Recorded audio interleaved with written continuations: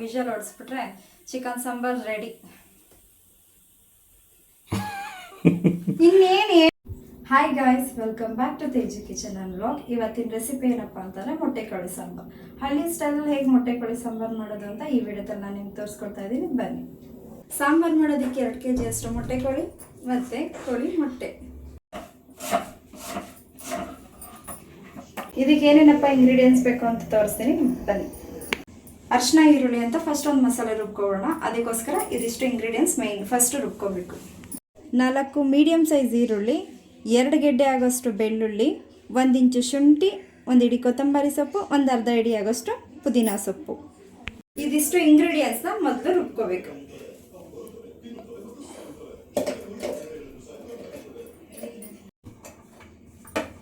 ನಾನು ಹಾಕ್ಲಿ ಪ್ಲೇಟಲ್ಲಿ ಏನೇನು ತೋರಿಸಿದೆ ಆ ಇಂಗ್ರೀಡಿಯೆಂಟ್ಸ್ ಜೊತೆಗೆ 1 5 ರಿಂದ 6 ಚಕ್ಕೆ ಪೀಸು, 1 15 ಲವಂಗ, 1 1/4 ಟೀ ಸ್ಪೂನ್ ಆಗೋಷ್ಟು ಅರಿಶಿನ, 1 ಸ್ವಲ್ಪ ಕೊತ್ತಂಬರಿ ಸೊಪ್ಪು, ಪುದೀನ ಸೊಪ್ಪು. ಇದಿಷ್ಟನ್ನು ನೈಸಾಗಿ ಗ್ರೈಂಡ್ ಮಾಡ್ಕೋಬೇಕು.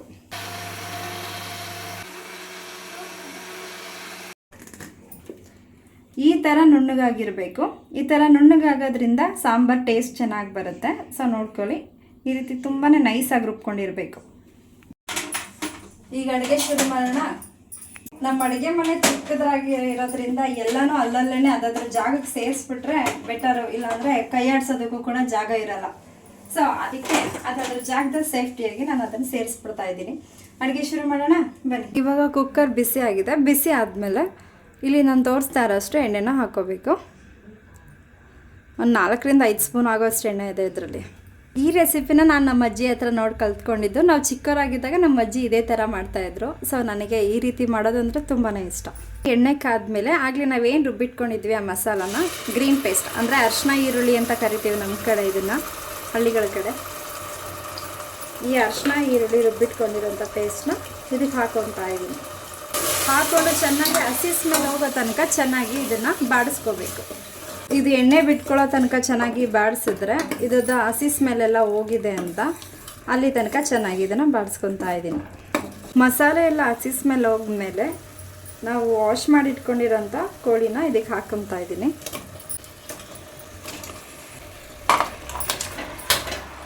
ಚಿಕನೆಲ್ಲ ಹಾಕಿದ್ಮೇಲೆ ಚೆನ್ನಾಗಿ ಮಿಕ್ಸ್ ಮಾಡ್ಕೋಬೇಕು.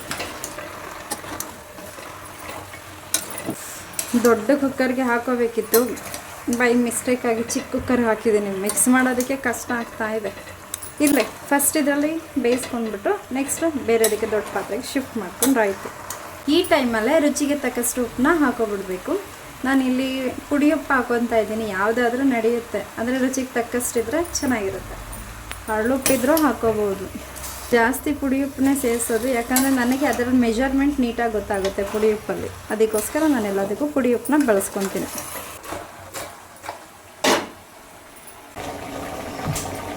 ಇವಾಗ ಸ್ವಲ್ಪ ಬೆಂದಮೇಲೆ ನಾವು ಆಗಲೇ ರುಬ್ಬಿಟ್ಕೊಂಡಿದ್ವಲ್ಲ ಅದೇ ಜಾರನ್ನ ತೊಳೆದು ನೀರನ್ನು ಹಾಕ್ಕೊಬೇಕು.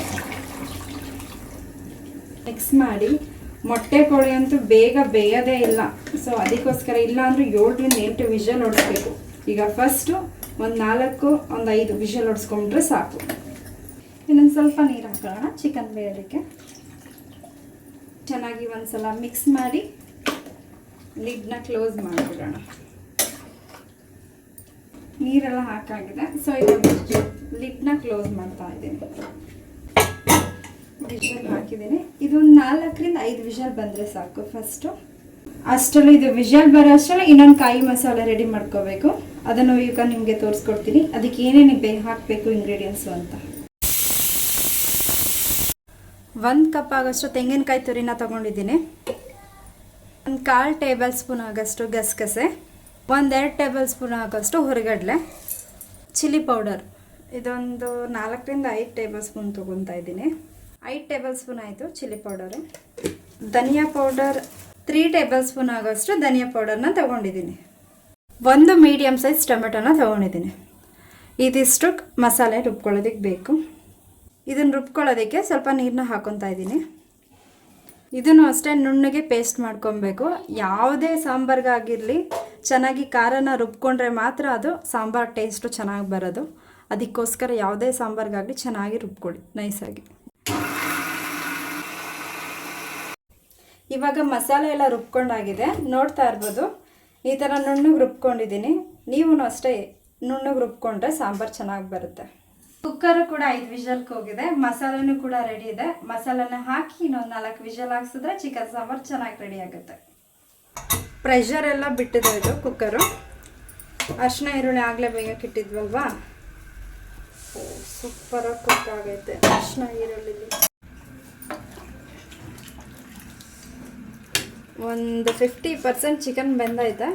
ಮತ್ತೆ ಇದನ್ನೆಲ್ಲ ಮಸಾಲೆ ಹುಯ್ಕೋಬೇಕು. ನಾನು ನನ್ನ ಗಂಡನಿಗೆ 1 kg ಚಿಕನ್ ತೊಗೊಂಡ್ಬಾರಪ್ಪ ಅಂದರೆ 2 kg ತೊಗೊಬರ್ತಾರೆ. ಕುಕ್ಕರೇ ಸಾಕಾಗ್ತಾಯಿಲ್ಲ, ಬೇರೆ ಕುಕ್ಕರ್ ಚೇಂಜ್ ಮಾಡಬೇಕು. ಇವಾಗ 1 ನಿಮಿಷ ಅದನ್ನು ಚೇಂಜ್ ಮಾಡ್ಕೋತೀನಿ. ಇವಾಗ ದೊಡ್ಡ ಕುಕ್ಕರ್ಗೆ ಶಿಫ್ಟ್ ಮಾಡಿಕೊಂಡೆ. ಯಾಕಂದರೆ ಬರೀ ಚಿಕನ್ ಗ್ರೇವಿ ಈ ಥರ ಆಗಿರೋ ಚಿಕ್ಕ ಕುಕ್ಕರ್ ಸಾಕಾಗ್ತಿತ್ತು. ಬಟ್ ಇಲ್ಲಿ ನಾವು ಸಾಂಬಾರಲ್ವ ಮಾಡ್ತಾ ಇರೋದು, ಅದಕ್ಕೆ ಸಾಂಬಾರೆಲ್ಲ ಹೆಚ್ಚಿಸ್ಕೋದಕ್ಕೆ ಚಿಕ್ಕ ಕುಕ್ಕರ್ ಸಾಲಲ್ಲ.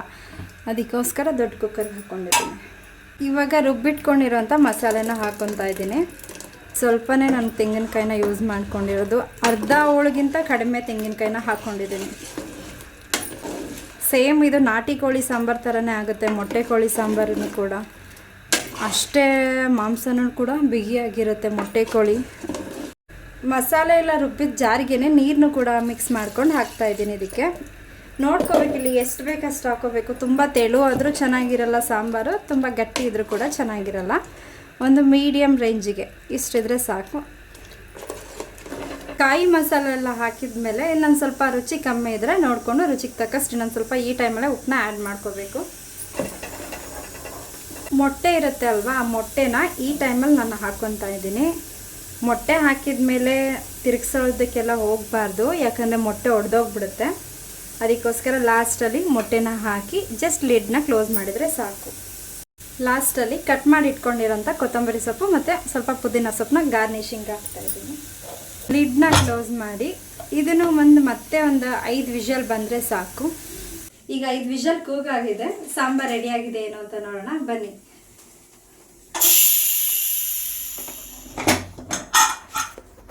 ಸಾಂಬಾರು ಘಮ ಅಂತೂ ತುಂಬಾ ಸಖತ್ತಾಗಿ ಬರ್ತಾಯಿದೆ.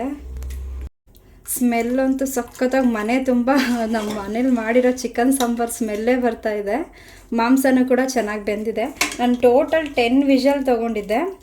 10 ವಿಷಲ್ ಆದರೆ ಚೆನ್ನಾಗಿ ಕುಕ್ ಆಗಿರುತ್ತೆ. ನೋಡ್ಬೋದು ಸಾಂಬಾರು ಕೂಡ ಎಷ್ಟು ಲುಕ್ಕಾಗಿ ಚೆನ್ನಾಗಿ ಕಾಣಿಸ್ತಾ ಇದೆ ಅಂತ.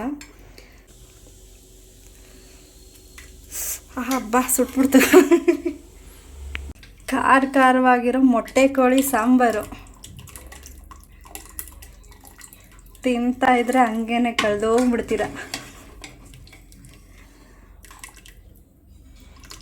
ಬಿಸಿ ಬಿಸಿ ಅನ್ನದ ಜೊತೆ ನಾನು ಇವತ್ತು ಮೊಟ್ಟೆ ಕೋಳಿನ ತಿಂತಾ ಇದ್ದೀನಿ.